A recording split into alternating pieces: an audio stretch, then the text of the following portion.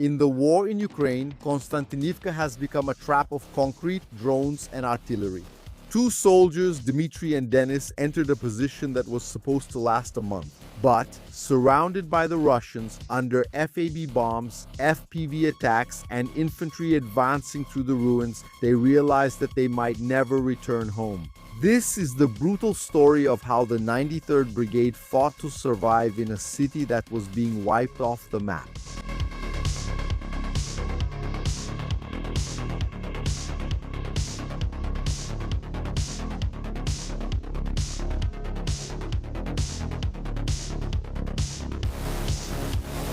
The Ukrainians surrounded the Russians in the building. They knew it was crazy for just two of them to go in there to try to clear out a larger number of enemies. The plan was simpler and more brutal: to blow up the Russians. For that, they needed to prepare their weapon. They loaded a TM-62 anti-tank mine with more than 7 kg of explosives. Adapting the detonation mechanism was dangerous, which is why it took them so long to get ready.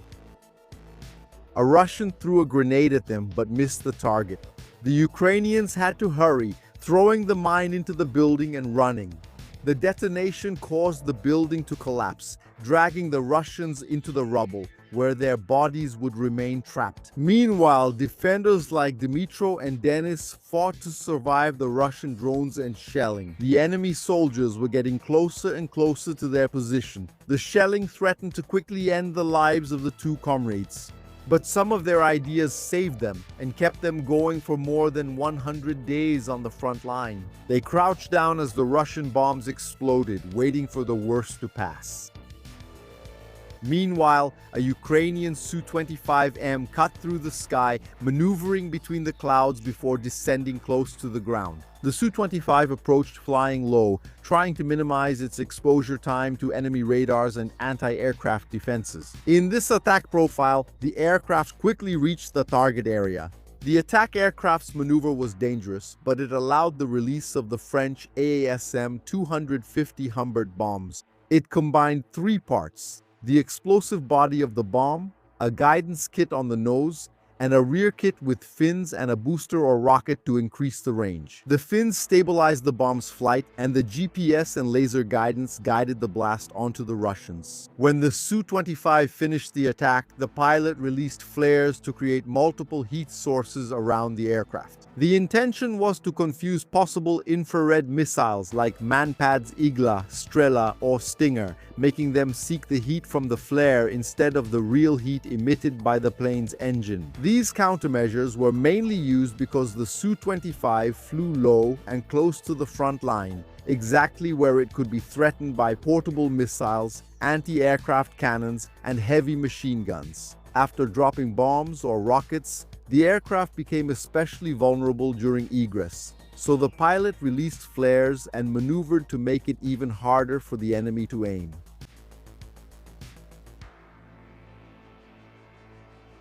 It was all part of the fighting in Konstantinivka.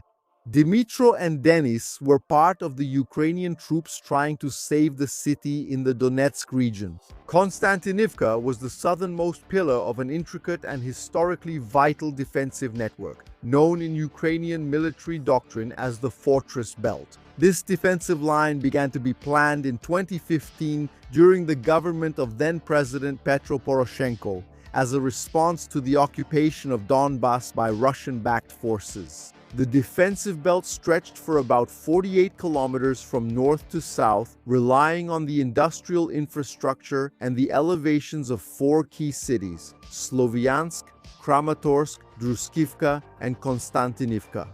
Connected mainly by the H-20 highway, these cities formed the backbone of the Ukrainian defense in the east of the country. Before Dmitry and Denis became soldiers, they didn't know each other. They became companions as they headed to Konstantinivka. Before the place turned into ruins, before the two arrived, that was a city with about 70,000 inhabitants. During the Soviet era, the city flourished as the capital of Ukraine's glass industry and as a center for ferrous and non-ferrous metallurgy. In 2023, the first bombs and drones started raining down on the city, hitting civilians and causing deaths. The risks to the population began to increase. In January, 3 civilians were killed and another 14 were injured. The attacks kept intensifying. In March 2023, a Russian S-300 missile hit a community center, killing 5 civilians, some of whom were displaced from the Bakhmut region, where a fierce battle was already taking place. Months later, a missile hit a densely crowded market in the city center, leaving at least 17 civilians dead, including a child, and another 32 injured. Russian efforts to take Konstantinivka began after their failure to advance towards Slovyansk from Lyman and along the Kupiansk axis. When the shelling intensified there, the strategy was already well established in the Russian command. The capture of Konstantinivka would cut off the vital artery that connected Ukrainian forces in the south of Donetsk to their operational rear. In addition, it would provide a launching platform from which Russian mechanized forces could advance north along the H-20 highway, threatening Drushkivka, Kramatorsk, and Slovyansk. Dmytro and Denis arrived when the battle was already raging and Konstantinivka was almost entirely in ruins.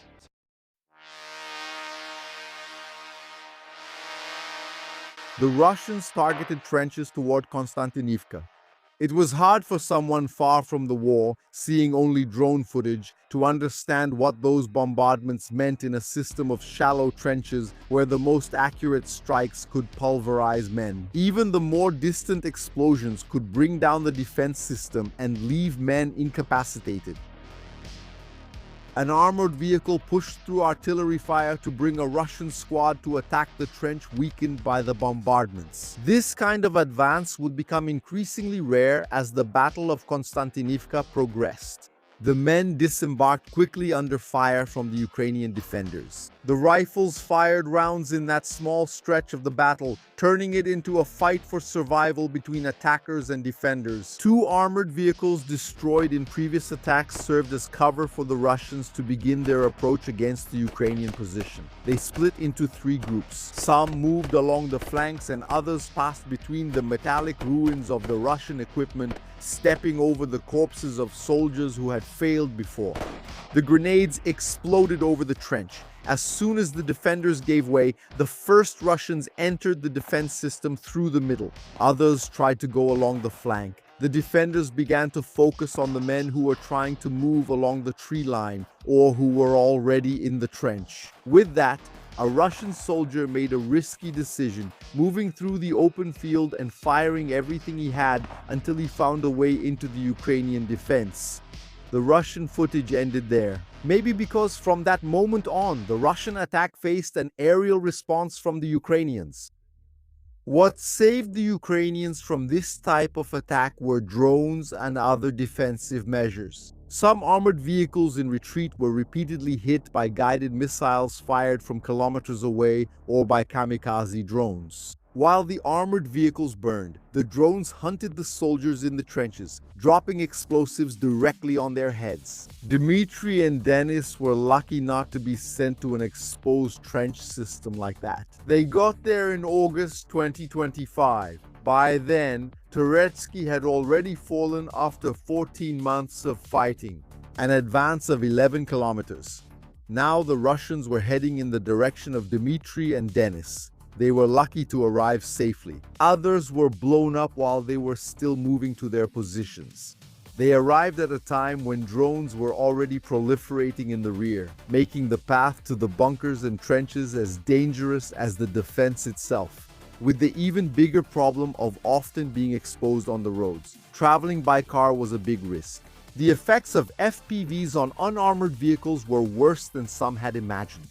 With just a simple explosive charge, the damage was already significant, with fragmentation and localized destruction. The explosion tore through the thin bodywork, shattered the windows, pierced the cabin, and could seriously injure anyone inside or near the vehicle. In an unarmored civilian car, the fragments easily pierced doors, windshields, and sides. Dmytro and Denis went in on foot, carrying a lot on their backs. Denis was carrying a backpack weighing about 50 kilograms. Dmytro had flashlights, food, water, ammunition, grenades, shovels, axes, and nets against drones. The entry route took about a day and a half, taking advantage of the summer vegetation to hide from Russian drones. Dmytro was grateful to have arrived alive. They were nervous. They talked with Denis about how they would act from then on, since the Russians were moving freely in the area, thinking the position was abandoned. The place had not been built as a military bunker. It was just an ordinary house adapted out of necessity. The soldiers broke the floor, dug underneath the structure, and opened 2 tunnels that served as emergency exits. Dmytro learned well in training the logic of modern warfare. Arrive, dig. The deeper underground he was, the greater his chances of staying alive. This work had to be done every day. It was necessary to dig, reinforce the position, create angles capable of breaking the shockwave and deflecting fragments, and always maintain more than one exit in case part of the shelter collapsed or was buried. Wake up, keep watch, dig, rest. That was how the days went, and fear permeated the routine until the first confrontation.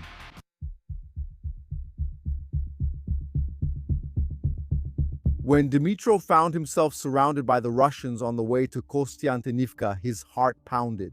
He had never felt so afraid in his life. He was just a cook before ending up there, and he specialized in pizza. But now the enemies were approaching. Adrenaline surged through his veins. Much more than the day he went out to buy beer and the recruiters caught him. That time he decided not to run because it was his turn.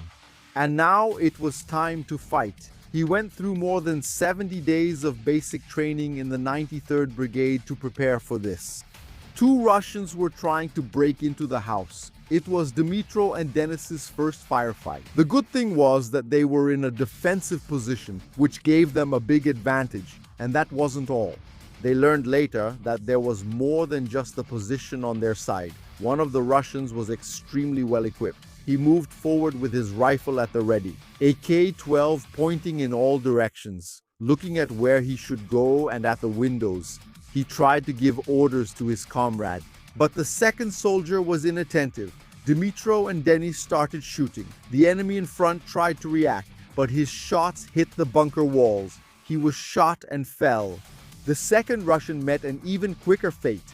At the end of the fight, Denis went out to check on both of them and noticed the discrepancy. The first one had expensive clothes and thermal sight. The other was without a bulletproof vest and had his weapon locked in safety mode. They knew it was normal for soldiers to spend on extra equipment, but the difference between the two was far too stark. Dmytro joked that it was better when they were shooting and not shooting at him. Denis smiled back but stayed silent and worried. He was the one who took the initiative to search the corpses and take the AK-12. Denis was from Zaporizhia and just as new to the war as Dmytro. He was a locomotive engineer's assistant at the metallurgical company. One day, he was stopped by the police and taken to training. By chance, he ended up in the 93rd Brigade and later found himself in that bunker in Konstantinivka. After the first battle, the Russians realized there was something more in that sector.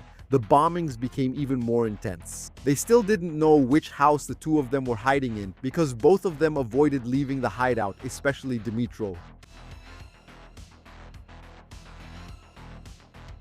The Russians tracked the soldiers who moved around too much. The drones were always alert. Terror soon fell upon those more careless men. Russian artillery was to be feared.